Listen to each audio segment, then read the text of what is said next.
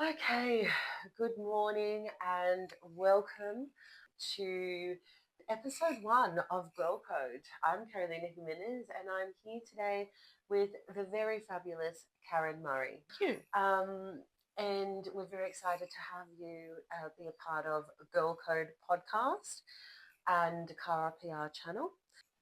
To start, could you tell us a little bit about Karen Murray Counselling? Mhm.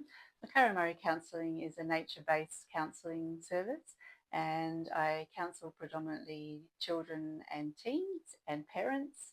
And am enjoying interweaving a lot of different natural alternatives to mainstream counselling. So we have integrated um, primitive reflexes, and we have the nature based and the talk therapy, and we're just going to try and help people find an alternative to medications, I guess, as well. Just another thing that we can add on to their recovery. That's so amazing. I personally really love alternative therapy to avoid some of these extra side effects and the heavy chemicals and everything like That's that. right. I think there's a place for medication, absolutely, and I'm Mm, not saying that I'm against it, but mm. just that I'm going to provide people with a choice, Yeah, and it can work alongside medication as well. So, yeah, yeah. totally. Okay. And so how did you start Karen Murray Counselling? So how did you, so have you always lived in the Highlands? Did you move here or tell me a bit about how the evolution of Karen Murray? Okay. Well, we moved here when I was 2. We moved from Campbelltown, actually, so not too far away. Okay. And at the time, everyone was like, "Wow, you're going to the sticks," it's such a long way away. And we moved down here because my dad was offered a job as a manager of a local store, and we lived near the lake, and it was just such a fabulous place to grow up. Mm, You could run around the lake and play hide and seek in the bushes and walk to school, and it was lovely. And then when we were 12, we moved to some land where we are now, yeah. and I've just fallen in love with the nature here, Mm, and it's such a lovely place to live. mm. It's country still. It doesn't take too much of a drive before you're in with Other the other people. Yeah, people, but you can totally. also be couple of minutes drive down the road and you can be in amongst cows and Mm, horses and things like that. So it's a really great place, I think, to raise children, yeah. and even though it's probably predominantly an aged Yeah. area, it's I think it's slowly becoming more of an area for families to be raised because of everything it offers. Yeah. And I started off in early childhood, Mm, and I was so passionate about helping children, and then somehow I kind of took a right hand turn and got involved in office work and payroll and so on, and I just felt like something was missing yeah. in my career. And although I was helping people Yeah. with payroll inquiries and everything, it wasn't the kind of help I wanted to give. Not fulfilling Not enough for you. fulfilling, yeah. Mm, So it took quite a big loss in my life for me mm, to start to reevaluate where I was. I'm 40, I'm still not quite where I want to be. yeah. I want to be helping people. And I gave it a lot of thought, and I think I had a lot of people telling me that I should be a counsellor. Oh, yeah. And I thought, no, I'm going to give it a go. And Mm. the moment I opened up the book, I thought, I've found my place. That's Yeah, so nice. There's nothing like feeling like that sense of relief of this is where I'm supposed to be. I feel absolutely. like so many people go their whole entire lives and they never find that. And also just having that awareness as well, because you know when you live in the city, and I moved from the city like just over a year ago from freshwater to the country, and people were the same as you, like, oh my God, you live in the middle of nowhere. Mm, But what you don't realize when you're in the city is just how much you are go, go, go. You don't have the time and the space and the nature that forces you to just take a deep breath of fresh air Mm. and to appreciate all of these little things. You're seeing more and more people who are moving to the country, who are escaping the rat race to live out their dream. And what's really impressive, Karen, is that you were in an office job, and you had a point of reflection, going, okay, well, there's something bigger out there. Um, and standing on the edge going, oh, well, this is scary. I'm going to earn less money. It's going to be inconsistent. I'm starting from scratch. I'm doing something that I don't know, but then going through with it. And so, how many years has it been now on your journey doing Karen Murray Counselling? It's been 8 years, and Wow. that includes a little bit of study, and at the same time, I was continuing working Yeah. in the payroll accounts kind of area, Yeah. and it is scary. It is scary to make that first step and Yeah. change your career completely. Yeah. But I've always had this desire to help people, even from a very young age. Like I can remember when I was about 7 and I was sitting in a pediatrician's office, and I'm sitting there and I'm thinking, I want to help these kids. Oh, I Oh. want to help these kids. And it's just been with me all the time, this desire to help people. And yeah, so it is really a big move, isn't it, Yeah. to jump from one thing to another. Yeah. But so worth it. Yeah, so worth it. Oh, I love that. And you do give off that energy, that very warm and very calming energy. So, I mean, that just speaks volumes to you being exactly where you need to be. Um, Fabulous. so, your practice is here, and how does this environment influence your approach to the way that you approach counselling? Mhm. I think the Southern Highlands on a whole opens up to allowing us to use nature as part of the therapy. But where I live in particular, 2.5 acres, Mm, and we're surrounded by kind of gully and reserve, and we have a billabong, so we've got kangaroos and mm, wombats and so much bird life. mm, And I personally get so much out of going outside and just being in nature that this where I am just lends itself beautifully to running a nature-based counselling.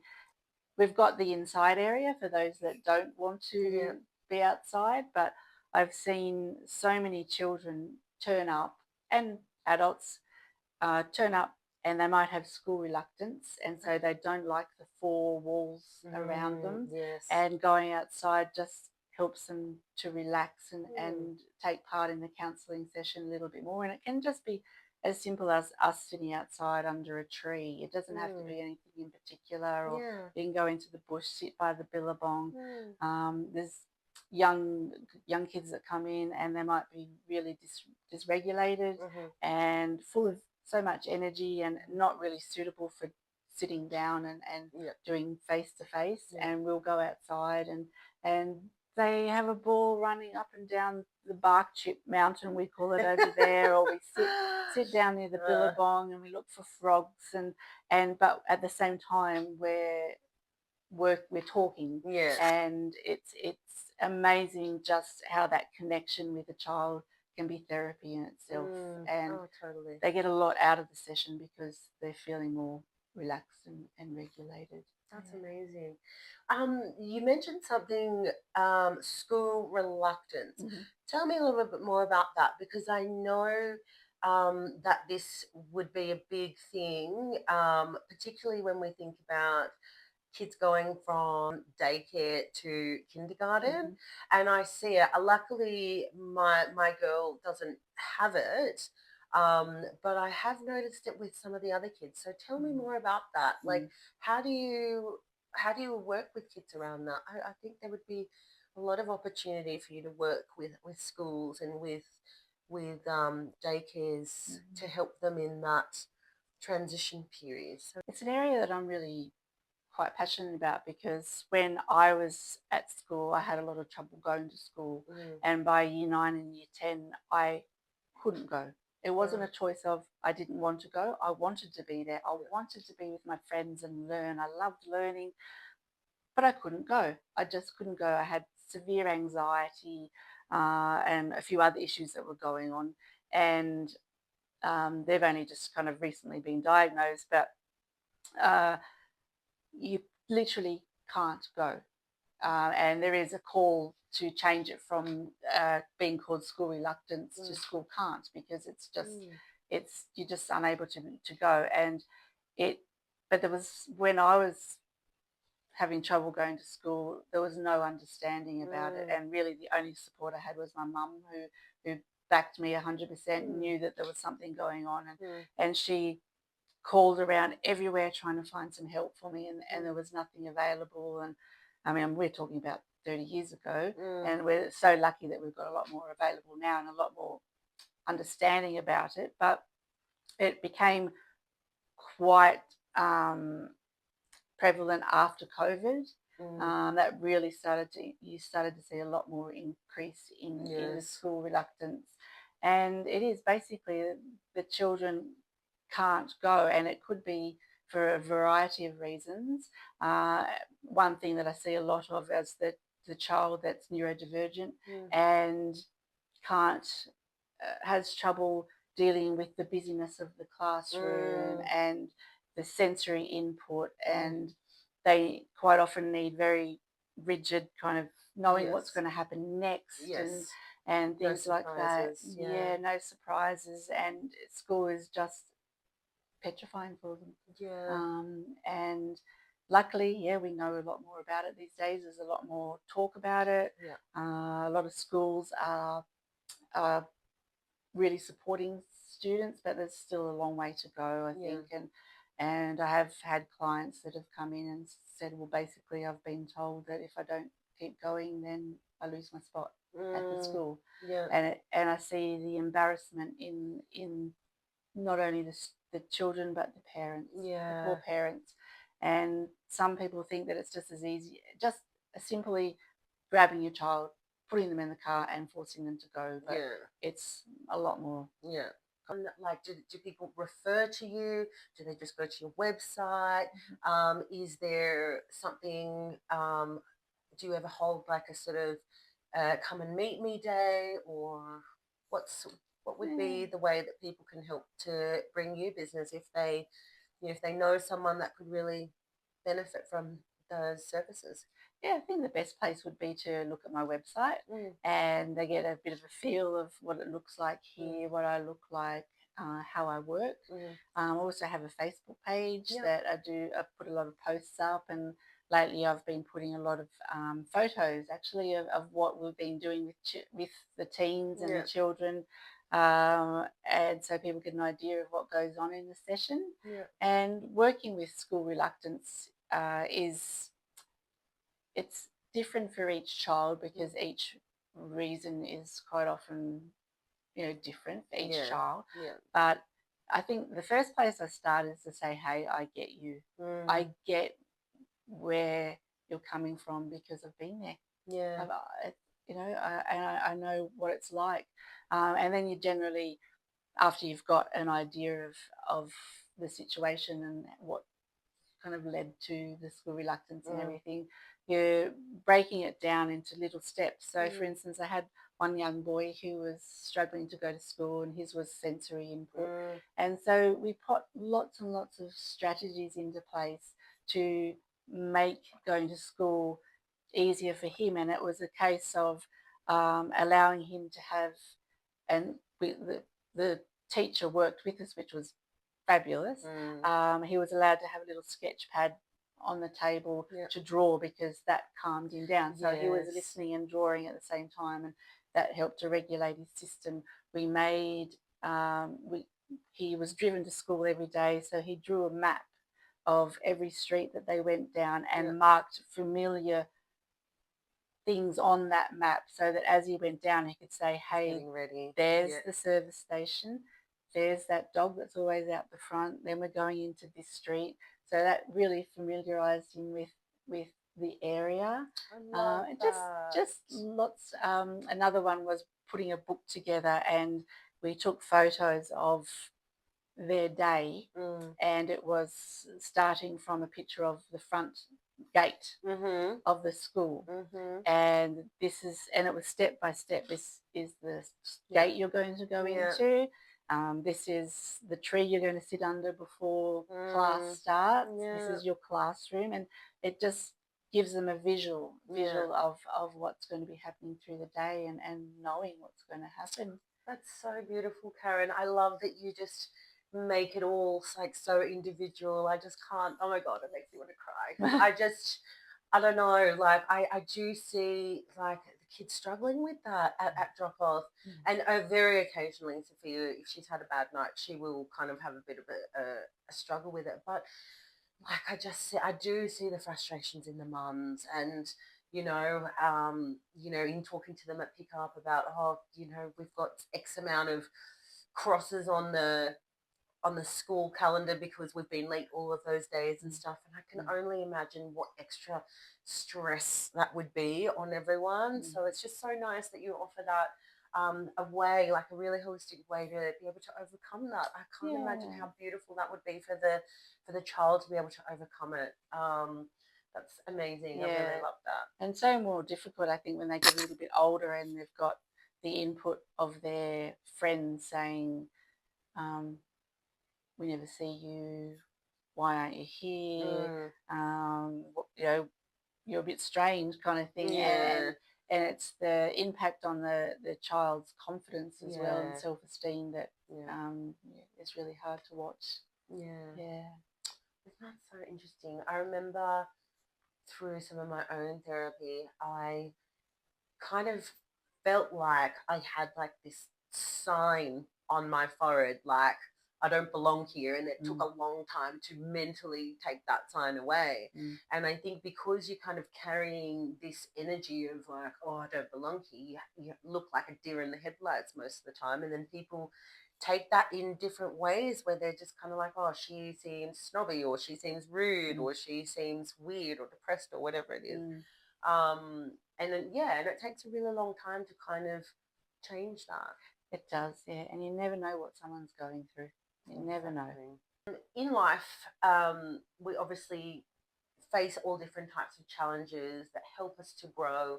Looking back, can you recall a particular challenge or turning point in your own journey that significantly has shaped you today? Um, Gosh, I feel like there's been a lot of challenges in my life.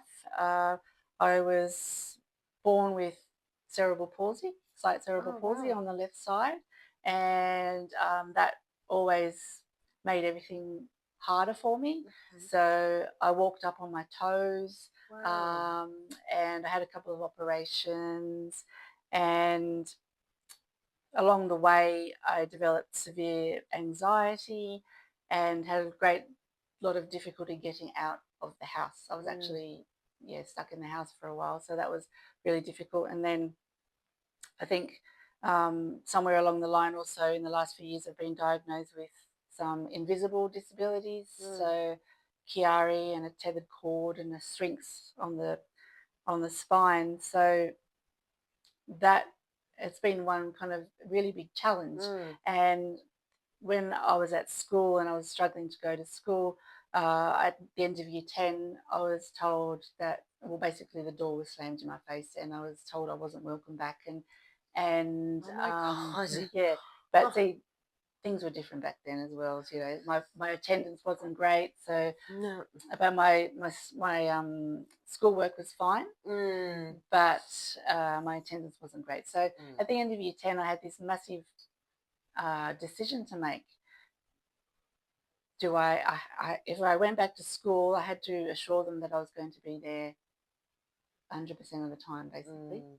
and I couldn't do that. And then TAFE reached out to me, Oh, mm. amazing. and they put all these strategies into place to help me be successful at TAFE. That's great. And the first day I got there, and I think I was in the room for like 30 seconds, got up, said, I can't do this, Mm, left. mm, Rang mum, said, I know you just dropped me off, but you've got to come back and pick me up. mm. And it was, yeah, between TAFE and kind of my mum supporting me. And yeah, they had a spot in the classroom for me to sit so that I could easily access the door. Yeah. And it's been overcoming those kind of health challenges Yeah. all of my life Yeah. but I'm very, very determined. Yes. And when I was young, they said that I wasn't going to learn to walk, But and here you are. here I am.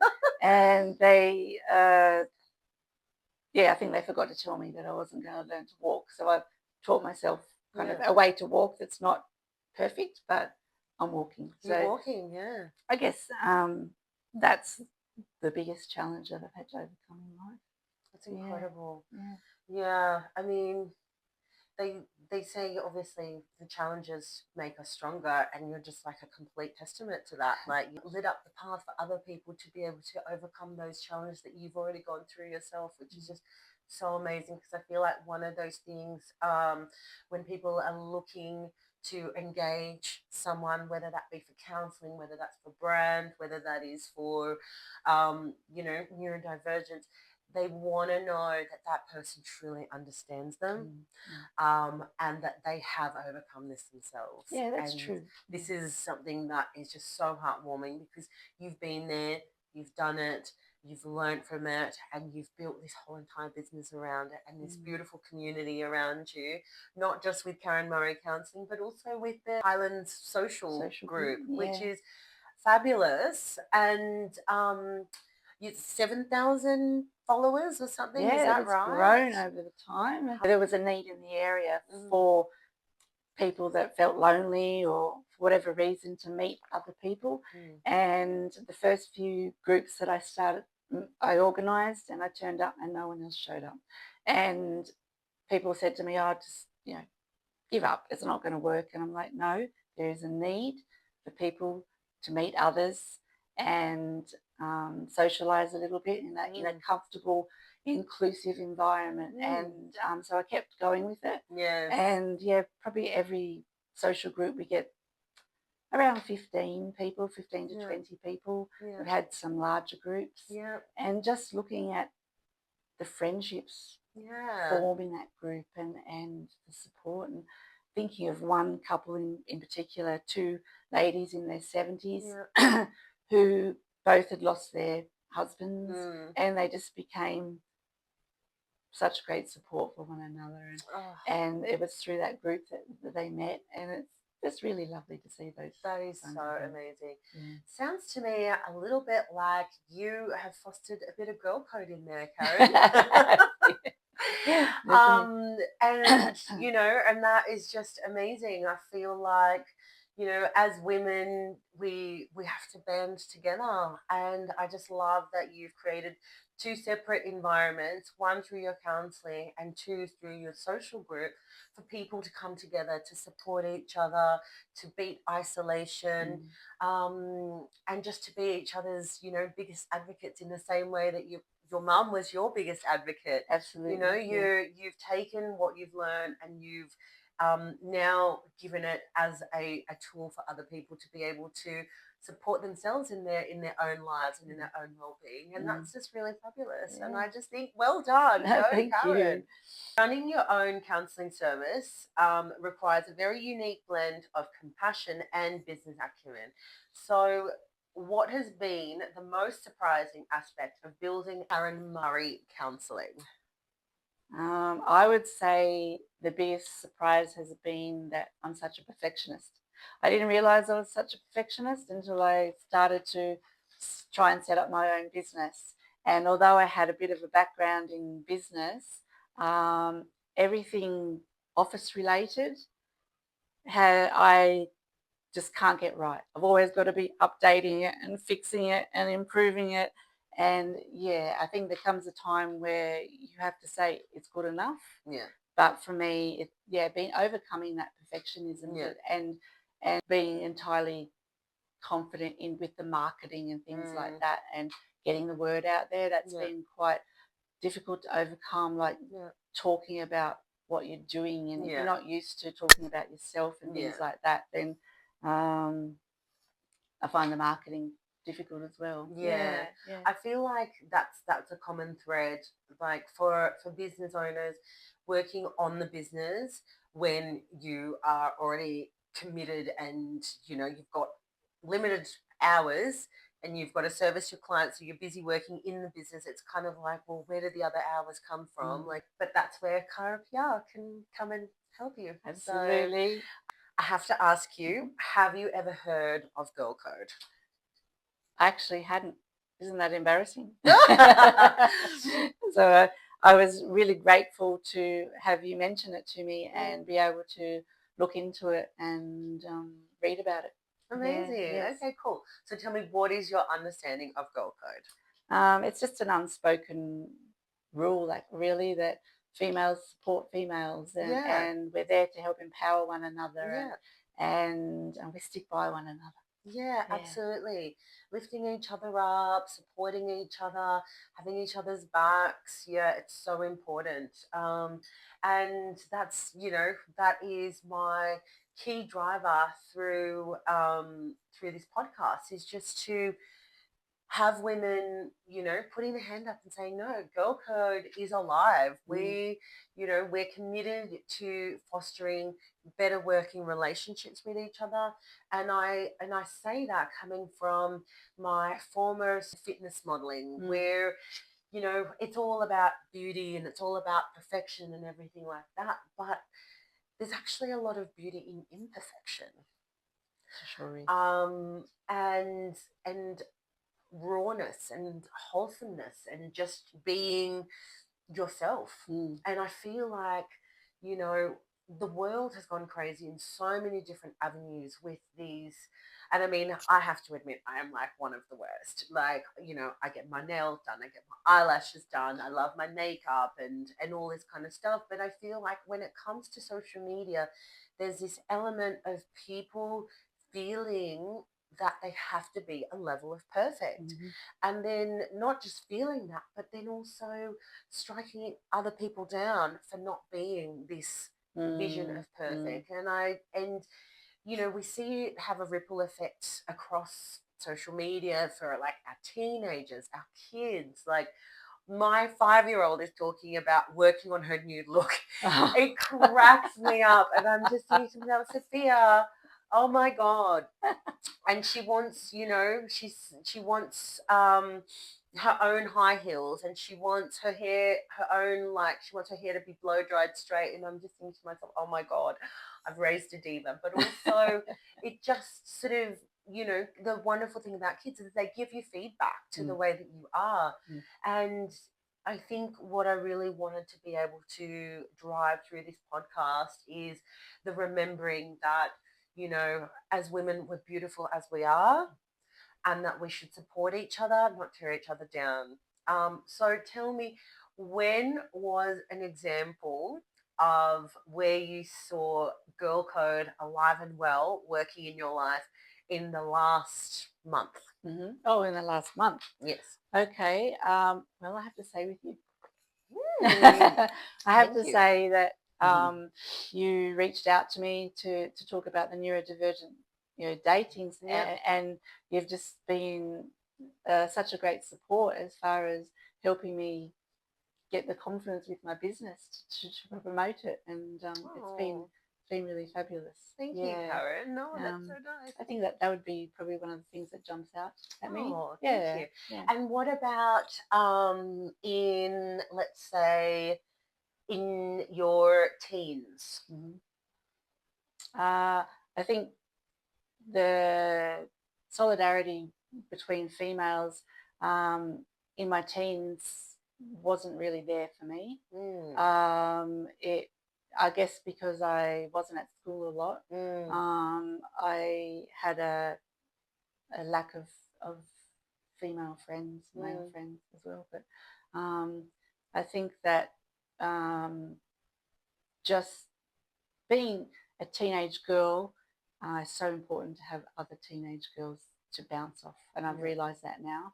Realised just how important it is for you to say, hey, can you show me how to apply this lipstick, or does this happen for you, or I'm feeling this, or I'm feeling that, and for the teens to be able to support one another. Yeah. Yeah. So I know that working with teens is one of your Mhm. specialties. So what would be one of the key takeaways for parents of teens who are navigating this crazy social media and wanting to look perfect and constantly being online and Mm. all of that Mm. scenario, because it is very toxic, and we Yes. are imprinting the young and vulnerable minds into this way that is not real.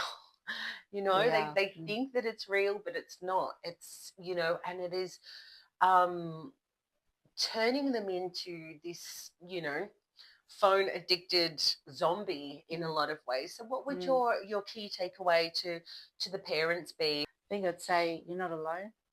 I think that there's a lot of parents out there that are going through the same thing with their teens, and life is different to what it was like when we were children and teens, and there's a lot more pressure for those types of things. I think because of social media, and I think that um, in a way, kids need to be on the social media to be with their peers, Yeah, accepted by their peers, to know what's going on the next day at school and things like that. But at the same time, it is toxic.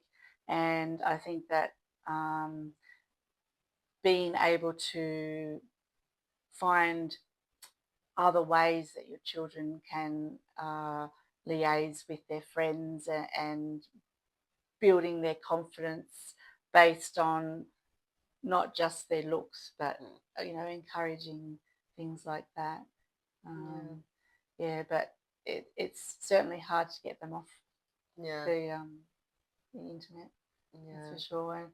And we only have to see it as adults, don't we? The yeah, people that are running one another down for mm, saying ththings and doing things mm, the wrong way. And if you think about it from a teen's perspective, and even with bullying and things like that, it used to be just at school or yeah, maybe at the corner shop or something, and now it continues through social media.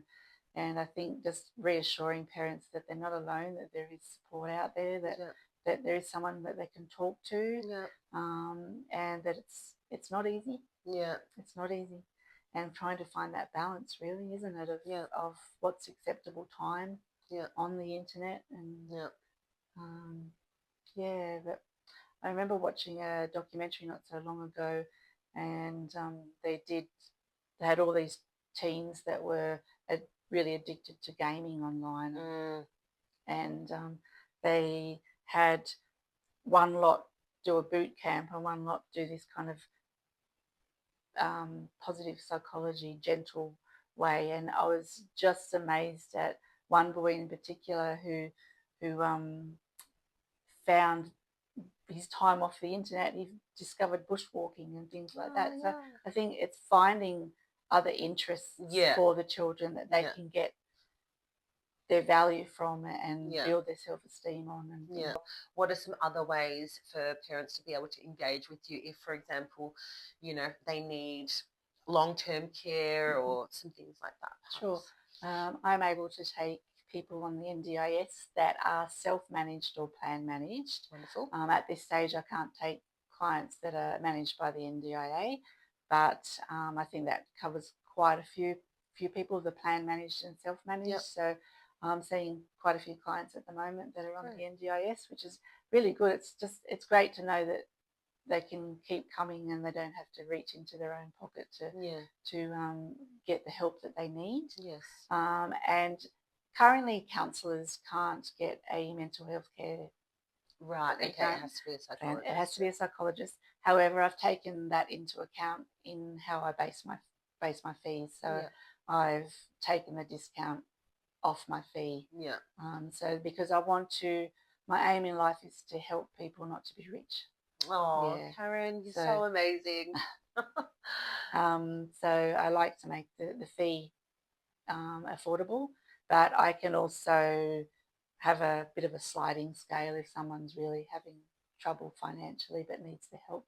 I can reduce it a bit more.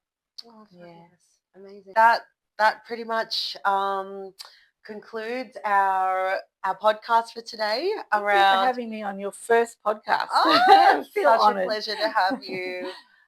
We've covered some really important topics today, and I think it's just so great to know that there's someone out there that can help, who is walking their talk. They've been there, they've experienced it, and that they've got like some really effective strategies in a gentle and natural way to be able to help people to overcome these things. Because I think more and more people do kind of push against the typical harsh chemicals and drugs that just really dampen their personality. So it's just so nice to know that there is another way, and that you're local. You've got all these different ways that people can connect with you. That people know you in the community, that you're doing all these other wonderful not-for-profit activities as well, which just speaks volumes to who you are. So thank you, Karen. This episode of Girl Code is proudly brought to you by CARA PR, CPR for your business.